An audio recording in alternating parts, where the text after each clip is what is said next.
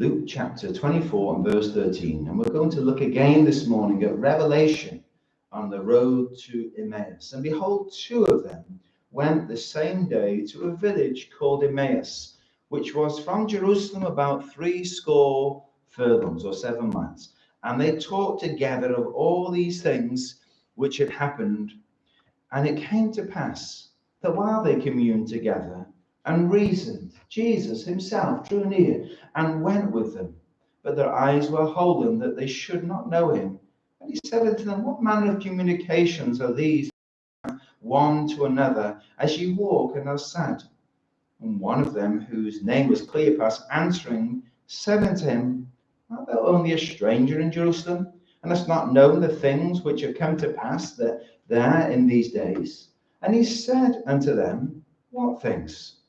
And they said unto him, concerning Jesus of Nazareth, which was a prophet, mighty in deed and word before God and all the people, and how the chief priests and our rulers delivered him to be condemned to death, and have crucified him. And we trusted that it had been he which should have redeemed Israel. And beside all this, today is the third day since these things were done. Yea, and certain women also of our company made us astonished, which were early at the sepulchre. And when they found not his body, they came saying that they had also seen a vision of angels, which said that he was alive. And certain of them which were with us went to the sepulchre and found it even as the women had said, but him they saw not. Then he said unto them, O fools, and slow of heart to believe all that the prophets have spoken. Ought not Christ to have suffered these things and to enter into his glory? And beginning at Moses and all the prophets, he expounded unto them in all the scriptures the things concerning himself. And they drew nigh unto the village whither they went. And he made as though he would have gone further, but they constrained him, saying, Abide with us, for it is toward evening, and the day is far spent. And he went in to tarry with them. And it came to pass, as he sat at meat with them, he took bread, blessed it, and broke, and gave to them. And their eyes were opened, and they knew him. And he vanished out of their sight. And they said one to another, Did not our heart burn within us while he talked with us by the way, and while he opened to us the scriptures? And they rose up the same hour, and returned to Jerusalem, and found the 11 gathered together, and them that were with them, saying, The Lord is risen indeed, and hath appeared to Simon. And they told what things were done in the way, and how he was known of them in the breaking of the bread. It's such a lovely time of the year, isn't it? This time of the year, from Easter to Pentecost, and particularly to the Ascension, where there's 40 days where the Lord will spend time with his disciples. They're very crucial days, because at the beginning of these days, they began in sorrow, they began in doubt, they began in fear. And really the bottom of the world had fallen out, as it were. They were in such despair, and they didn't really know, what the future held. But, beginning obviously on Easter Sunday, and as we heard on last Sunday evening, and also on Thursday evening, how the Lord came and restored Thomas, for example. These individuals would be joined together by the Spirit of God in the early church to be a worldwide witness for him. But they couldn't be a witness in their current condition of unbelief, of sadness, of doubt. The Lord had to come to them. And to some he came individually, or as pairs, as we see this morning. Some he came collectively. And that's like our Christian life, isn't it? There are some blessings. He comes to us when we're gathered together in a meeting like this. But there are some times when we're on our own, and Jesus himself draws near and he speaks to us. Now, we will see in this passage again this morning how the Lord is able to open up the scriptures to these two, to show them in the scriptures things they've never seen before. And undoubtedly, there is more revelation this side of Easter than the other side of Easter. The other side of Easter, the Lord continually drew his disciples apart and tried to explain to them that he was going to the cross, he was going to suffer, but he would rise again. But they didn't understand what he was saying. But after they did, after his resurrection, they began to understand. No, we're not sure who these two are on the road to Emmaus. The important thing is that they are the Lord's people. They are walking in verse 13, a 7-mile walk. I don't know if you've done a 7-mile walk. Can you think back to when your walking days? You sound too old for that. There's a lady in Cross Keys Church. She just lost her husband. She's 85 years of age. And obviously he's just passed away, but right until he passed away, they were walking the mountains. But I know some of you, that's a bit past you now. But you're still walking over the mountains, aren't you? But 7 miles. Now, I don't know how quickly you can walk 7 miles, but they were walking it very slowly. They were sad. And when you are sad, you tend to walk slower. You tend to look down. And they were not walking silently. The top of the conversation was all that had happened. It says in verse 14, they talked together of all the things that had happened. No doubt they'd come to Jerusalem to keep the Passover. It's a very exciting time, very thrilling time. The Jews gathered there to remember God's deliverance from Egypt. The Passover lamb would be slain. And it's a wonderful time of the year. But while they were there, Jesus had been arrested and crucified. We don't know if they've got to Jerusalem in time for Palm Sunday and were part of that great crowd of believers who had declared Hosanna to the Son of David. If they had been, perhaps that week they'd have heard Jesus' teaching in the temple as he batted away question after question and confounded those that thought that they could trap him. But now verse 17 describes that with sad faces and heavy hearts, they're walking back home. It's wonderful to have a convention. It's wonderful to have wonderful meetings. And then you go back home. But they were going back home after the cross. And it says as the Lord drew near to them, he asked them a question. What are you talking about as you walk and are sad?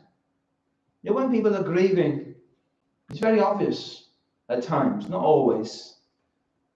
But there's one topic of conversation. It fills, as you know, our thoughts when you're grieved, isn't it? It's your waking moments. It disturbs you in the night. It's what you talk about in the day. This one topic of conversation. They were talking about the Savior. But there was no joy or comfort in the conversation. How different it is for us today. As we talk about the Savior, whatever your circumstances are today, your heart is lifted up, isn't it? You're encouraged, you're blessed when you talk about the Lord.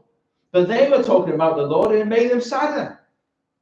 Because as far as they thought, Jesus was dead.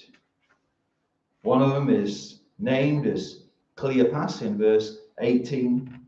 His wife had been present at the cross. Some think this is a husband and wife walking on the road. I'm not too sure. Some Bible commentators think that you could wait to get to heaven, I'm sure, to find out for sure. But we know for sure that his wife was there at the cross. John 19:25 says, and there stood by the cross of Jesus his mother and his mother's sister, Mary, the wife of Cleopas, and Mary Magdalene. She had been at the cross. And she, no doubt, had told her husband, and her husband now is on the road. And they're discussing together the pain, the suffering that the Savior had been through, the ill treatment, the mockery, and the eventual death of our Savior. And so, as they're on this long road home, we don't know how far they got on that road. 1 mile, 2 mile, 5 mile. We just don't know. But verse 15 tells us that as they journeyed and as they communed together, Jesus himself drew near and went with them. Isn't it wonderful the Lord comes to us in our sorrow? in our circumstances, when we're downcast, when we're depressed, when we're low, when we're at the end of ourselves, we can expect Jesus to draw near and go with us. He said, I'll never leave you nor forsake you. They thought they had been forsaken as they shared their sorrow together. And that's important, isn't it? They didn't keep their sorrow to themselves. But as they shared it together, Jesus came to them in their sorrow. You can expect the same. I can expect the same. On this journey of life, we can be sure of sorrow, can't we? But one thing we can also be certain of is Jesus himself drawing near and going with us. 30 years ago, next month, we were married, and the preacher at the wedding was a very long preacher. He was the great missionary, humble man, David Davis, a WEC missionary to the Congo. We've been our Bible college lecturer in Bible college for missionary principles and minor prophets. And he'd been a family friend of my family's for many years. My parents prayed for them, him and Anne, when they were on the mission field in the Congo in the 1950s and 60s. And we visited them as I was a young lad, etc., down in Warren Island in the west of Swansea. And he preached on this wonderful text: as you get married, Jesus himself is going to draw near and go with you on this journey of married life together. We can expect that in life. Jesus to come and to draw near. He drew near. His presence. He drew near. The presence of the resurrected one. He said, as we looked at a couple of Sundays ago, where two or three are gathered together in my name, there am I. In the midst of them, in their sorrow, Jesus is there. Some of you experienced that recently, haven't you? In hospital, in the isolation of your own homes. He's there with you. He's there with our friends watching in Asia this morning. And those of you watching on YouTube, whatever you're going through, Jesus himself draws near. And he goes with them. He went with them. He came to them at their lowest. Because Mark 16 and verse 10 says, and she, that's Mary Magdalene, went and told them that had been with him as they mourned and wept. Jesus came to them when they were at their lowest, when their faith was in tatters. Because verse 21, Luke 24:21 says, they said to the Lord, but we trusted, past tense, but we trusted, not we are trusting, but we trusted that it had been he that should have redeemed Israel. Beside all this, today is the third day since these things have happened. 3 days of sorrow. Their faith was in tatters. They were sad, verse 17. But then verse 24 reminds us that they'd heard from the women, verse 22 and verse 24 rather, they'd heard from the women that Jesus was alive. They say to the Lord, verse 22, yea, and certain women also of our company made us astonished, which were early at the sepulchre, and when they found not his body, they came saying that they had seen a vision of angels, which said that he was alive, and certain of them which were with us went to the sepulchre and found it even as the women had said, but him they saw not.